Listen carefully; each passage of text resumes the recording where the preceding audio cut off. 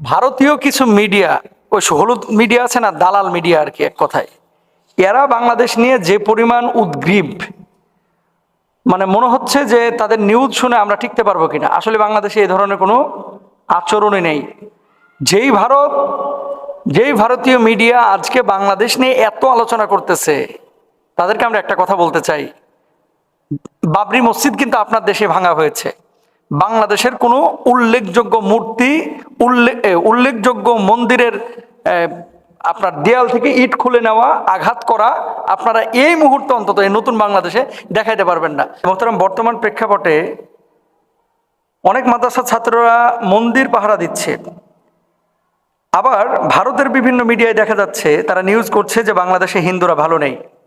এমতো অবস্থায় আলেম সমাজের ভূমিকা কি হবে, এবং আমরা যারা মুসলমান আছি এই নতুন স্বাধীন বাংলাদেশে আমাদের করণীয় কি? খুব গুরুত্বপূর্ণ একটি বিষয়।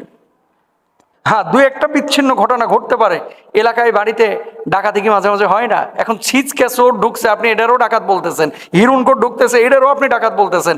আবার মনে করেন যে মদ খায়, এটারও ডাকাত বলতেছেন। আবার কেউ ডাকাত না, ডাকাতের ভান করছে, এটারও আপনি ডাকাত বলে চালিয়ে দিতেছেন।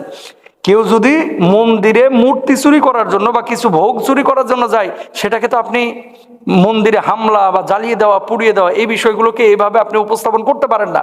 বাবরি মসজিদ ভেঙেছেন আপনারা, ধর্মীয় সম্প্রীতি নষ্ট করেছেন আপনারা, আর আজকে বাংলাদেশে আপনি সবক দিচ্ছেন। শুনেন, বাংলাদেশের মুসলমানরা, আলেম ওলামারা অনেক আগে থেকেই সচেতন। একটা না, নাহলে 50টা মাহফিলে আমি গত বছর আলোচনা করেছি। কি খবরদার, যারা হিন্দু খ্রিস্টান বৌদ্ধ আছে বাংলাদেশের, আপনাদের আমাদের আশপাশে কোনো মন্দিরে কোনো মুসলমান হামলা করবেন না, আঘাত করবেন না, কোনো হিন্দুকে কোনো খ্রিস্টানকে আঘাত করবেন না। এটা ইসলামের শিক্ষা না। আল্লাহ তাআলা কি বলছেন কোরআনুল কারিমে, খেয়াল করেন, ওয়ালা তাসুব্বুল্লাযীনা ইয়াদউনা মিন দুনিল্লাহ ফায়াসুব্বুল্লাহা আদওয়াম বিগাইরি ইলম। আল্লাহ বলছেন, অমুসলিমরা যখন তাদের ধর্মীয় উপাসনালয় উপাসনা করে, খবরদার এদেরকে গালমন্দ করো না। কেন? শত্রুতার বশবর্তী হয়ে তারা তোমার সত্য আল্লাহকে গালমন্দ করবে। আমরা সব সময় বলেছি, অমুসলিমরা আমাদের পাশে যারা আছে তারা মুসলমানদের থেকে নিরাপত্তা পাবে এবং নিরাপত্তা দেওয়া হচ্ছে। ভারতের মন্দিরগুলো যেমন নিরাপদ, বাংলাদেশের মন্দিরগুলো মুসলমানদের কাছে তেমনই নিরাপদ। আপনি হাটাজারিতে যান, মাদ্রাসার পাশে মন্দির।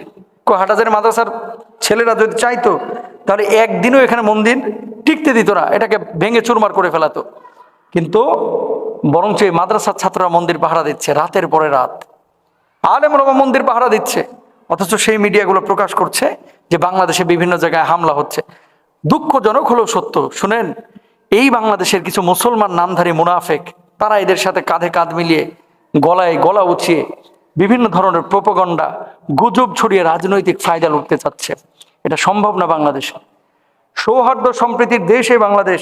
আলেম ওলামারা মন্দির পাহারা দিচ্ছে, দিবে। আলেম ওলামারা সবসময় হিন্দু খ্রিস্টান বৌদ্ধদের পক্ষে কথা বলেছে, বলবে। আমরা কখনো আঘাত করব না যতক্ষণ পর্যন্ত কেউ আমাদেরকে আঘাত না করবে। এটা ইসলামের শিক্ষা না। যার ধর্ম, আপনার দায়িত্ব হচ্ছে ইসলামের সৌন্দর্যগুলো তাদের সামনে তুলে ধরা, আমরা তুলে ধরবো। কিন্তু আঘাত করা, ভেঙে ফেলা, এটা ইসলাম অনুমোদন করে না। রাসূল আকরাম সাল্লাল্লাহু আলাইহি ওয়াসাল্লামের হাদিসের দিকে যদি আমরা খেয়াল করি, দেখেন, একটা না, দুইটা না, একাধিক হাদিসের মধ্যে আল্লাহর হাবিব সাল্লাল্লাহু আলাইহি ওয়াসাল্লাম কি বলছেন? প্রতিবেশীর যে হকগুলো আল্লাহ সুবহানাহু ওয়া তাআলা আমাদের সামনে উপস্থাপন করেছেন, সূরা নিসার 33 নম্বর আয়াতে দেখেন, ওয়াবুদুল্লাহ লা তুশরিকু বিহি শাইআ ওয়া বিল ওয়ালিদাইনি ইহসানা। তারপর আল্লাহ সুবহানাহু ওয়া তাআলা বলেছেন, ওয়াল জারিদিল কুরবা ওয়াল জারিল জুনুব ওয়াস সাহিবি বিল জামবি ওয়াবনিস সাবিল। নিকটের আত্মীয়, দূরের আত্মীয়, সবার সাথে ভালো আচরণ করতে বলেছেন। হিন্দু খ্রিস্টান এরা আমাদের প্রতিবেশী যদি হয়ে থাকে, তাদের সাথে ভালো আচরণ করতে হবে, ইসলামের সৌন্দর্যগুলো তাদেরকে তুলে ধরতে হবে। যেখানে মন্দির পাহারা দিচ্ছে মাদ্রাসার ছাত্র, আলেম ওলামা, সেখানে এইভাবে ভারতীয় মিডিয়ায় কোনো কিছু প্রচার করা, এটা অবশ্যই উদ্দেশ্য প্রণোদিত এবং আমাদের এই সহনশীল দেশটার মধ্যে বিশৃঙ্খলা তৈরি করার আমরা মনে করি একটা হীন চক্রান্ত। তারপরে আসেন, ওমর ফারুক রাদিয়াল্লাহু তাআলা আনহু, তিনি শক্ত অবস্থানে ছিলেন। এই যে মানে বনের পশুকে যেমন নিরাপত্তা দিয়েছে, মরুভূমির প্রাণীকে যেমন নিরাপত্তা দিয়েছে, মুসলমানদেরকে যেমন নিরাপত্তা দিয়েছেন, অমুসলিমদেরকে তেমনই কিন্তু নিরাপত্তা দিয়েছেন।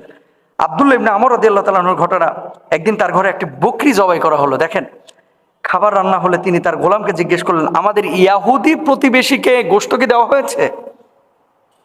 আমি রাসূল আকরাম সাল্লাল্লাহু আলাইহি সাল্লামকে বলতে শুনেছি, প্রতিবেশীর বিষয়ে জিবরিল আমিনকে এত উপদেশ দিচ্ছিলেন জিবরিল আমিন আমাকে, আমি মনে করেছিলাম তিনি হয়তো তাদেরকে ওয়ারিশে বানিয়ে দেবেন।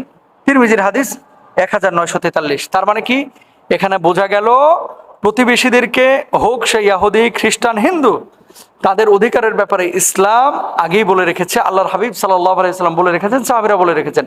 এবং বাংলাদেশে যে পরিমাণ নিরাপত্তা পেয়েছে আমাদের হিন্দু, খ্রিস্টান, বৌদ্ধ, অন্যান্য ধর্মের মানুষ, অন্য কোনো দেশে এরকম সম্প্রীতি খুব কমই আছে। সুতরাং সবক আমাদেরকে না দিয়ে নিজের দেশে একটু ঠিক রাখেন। মুসলমানরা কতটা নির্যাতিত হয় আপনাদের দেশে, এটা কিন্তু আমরা মোটামুটি কম জানি না। আলহামদুলিল্লাহ আমাদের দেশে হিন্দু, খ্রিস্টান, বৌদ্ধরা ভালোই আছে, আলহামদুলিল্লাহ।